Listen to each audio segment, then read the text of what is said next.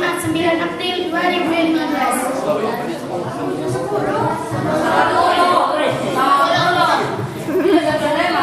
Oh, tadi jangan komentar.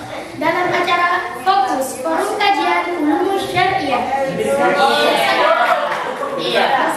siswa-siswi MTS Bustana Ulum Kemiri Panti Demir. Baiklah, sebagai host perkenalkan diri saya Nurul Jannah dari kelas 8E.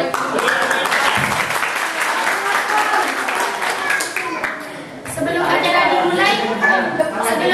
dimulai, yang bersedia menjadi narasumber pertama? Bagaimana kalau Ahmad Fauzi Afandi? Setuju?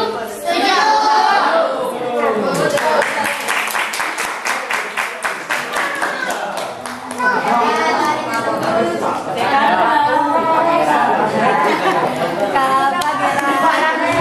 Selanjutnya yang bersedia menjadi narasumber kedua? Dia. Bagaimana kalau Siti Nurhaliza? Setuju? Setuju.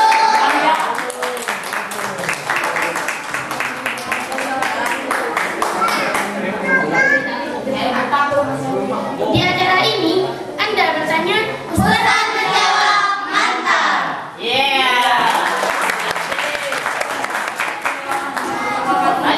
Dan agar acara ini berjalan dengan lancar, marilah kita buka acara ini dengan bacaan Bismillahirrahmanirrahim. Baiklah, ini dia Fokus Forum Kajian Ulum Syariah. Di sini Anda bertanya, Ustaz menjawab, mantap.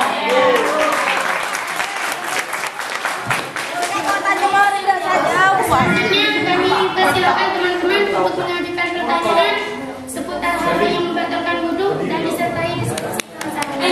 Dan jangan lupa memperkenalkan diri terlebih dahulu. Monggo, siapa dulu yang akan bertanya? Anda yang di depan.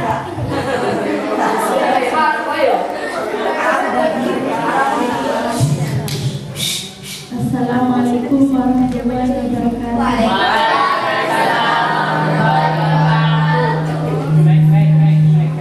Perkenalkan, nama saya Rohana, umur saya 14 tahun.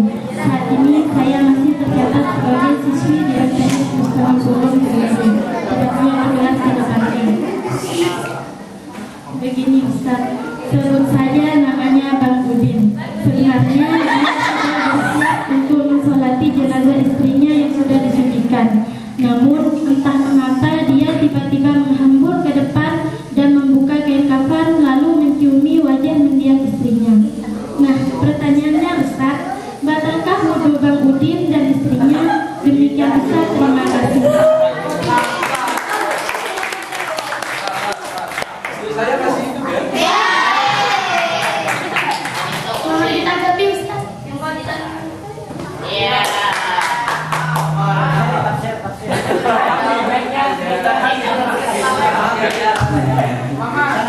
Pertanyaan bagus sekali.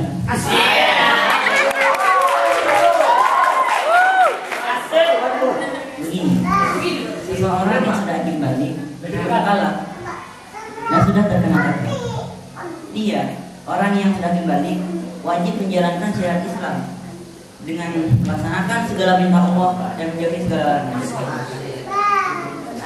Sekarang coba kalian perhatikan ayat ya ayyuhalladzina amanu itu di bawah usia dilahir. Di situ alladzina amanu itu kan bermakna orang-orang yang beriman. Itu alladzina berbentuk ma'rifat. Maka secara langsung bermakna orang-orang yang beriman dan umur yang masih hidup. Maka yang diwajibkan untuk berpuasa itu ada orang-orang yang beriman yang masih hidup. Dari situ kita mengambil kesimpulan bahwa hukum taklifi hanya diberlakukan bagi mereka yang masih hidup. Jangan masa pas orang mati masih disuruh sholat, zakat.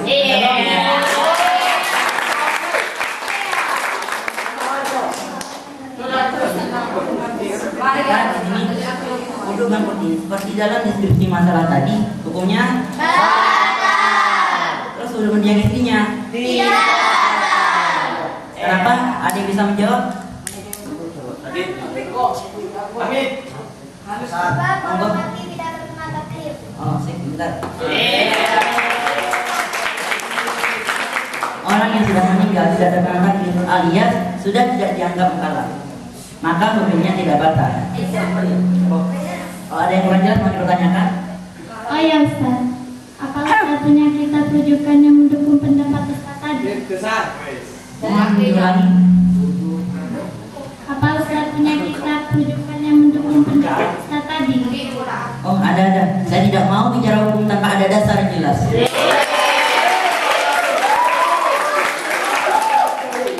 Manakala menurut ini, makalah siapa? Barang siapa bicara tanpa dasar, ngomong seenaknya seperti tanpa batas, maka kata-katanya laksana ucapan saya. Nah, saya tentang tidak batalnya wudu mayit itu banyak sekali. Salah satunya tertulis jelas dalam kitab Al-Bajuri juz 1, insyaallah halaman 70. Di sana dikatakan wala yang lagi dulu mayit. Tidak akan bisa batal wudunya mayit bila disentuh oleh orang yang lain jenis. Terima kasih.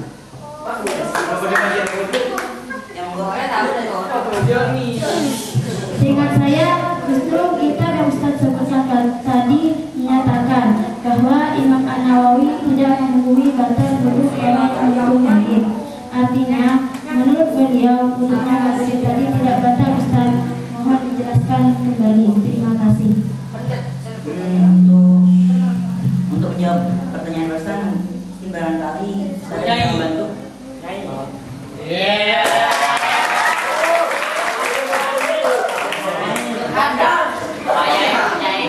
Ya baik, terima kasih. Terus terang saya bangga pada adik ini, masih muda tapi tegas dan berani. Tepuk tangan dulu.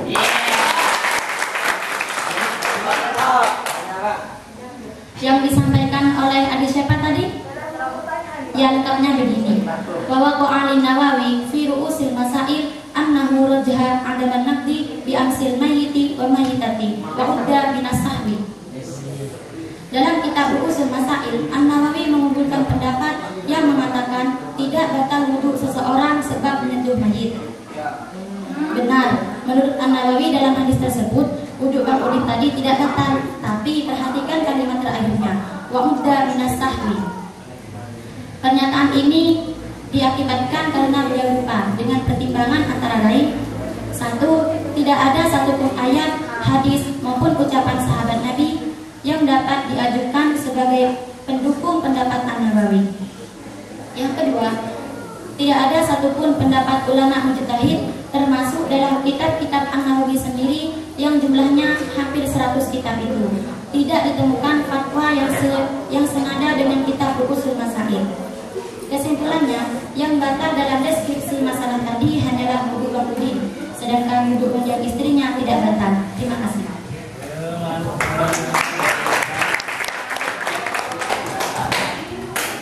Baik, itu tadi. Jadi yang dihukumi batal hanya wudunya Bang Udin ya Ustaz. Barangkali Ustaz Fauzi mewakili.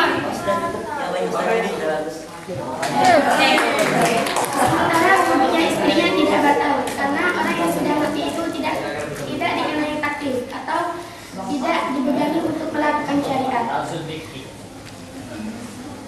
Bisa dipahami teman-teman? Bisa. Mudah-mudahan jadi ilmu yang berkah. Amin. Al-Fatihah.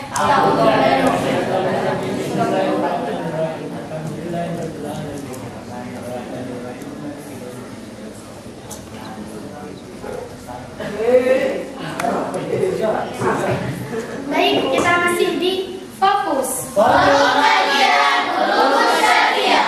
acara ini Anda bertanya, Ustaz menjawab, mantap.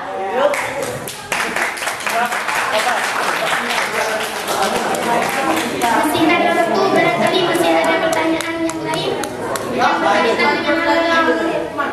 berkaitan dengan hal yang akan mengatakan wudu. Betul? Ya, Anda yang di belakang. Terima kasih.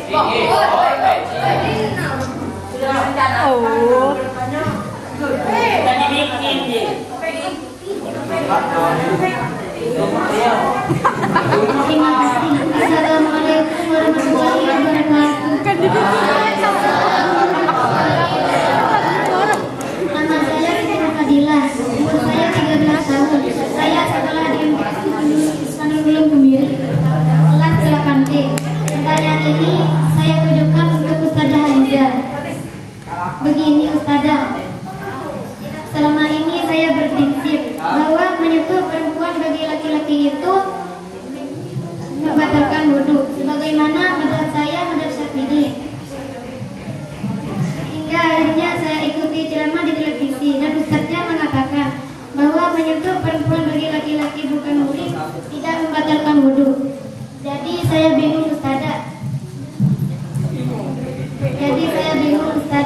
Banyak ustaz yang mengatakan ada yang tidak batal, ada yang batal. Bahkan sang ustaz menyampaikan hadis bahwa Nabi pernah mengecup istrinya dan langsung melakukan sholat. Bagaimana pertanyaan Ustazah mengenai hal ini? Terima kasih.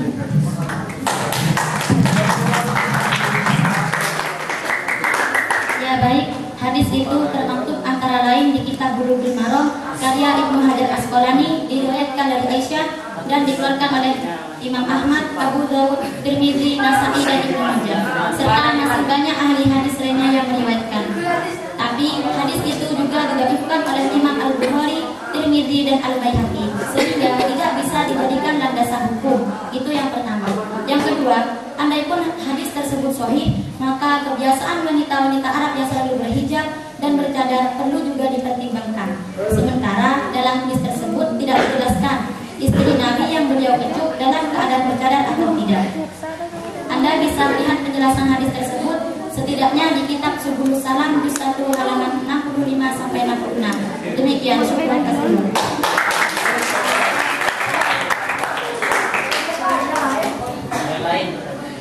Baik, itu tadi perbincangan kita mengenai beberapa hal yang membatalkan wudhu. Semoga jadi ilmu yang bermanfaat dan barokah. Al-Fatihah.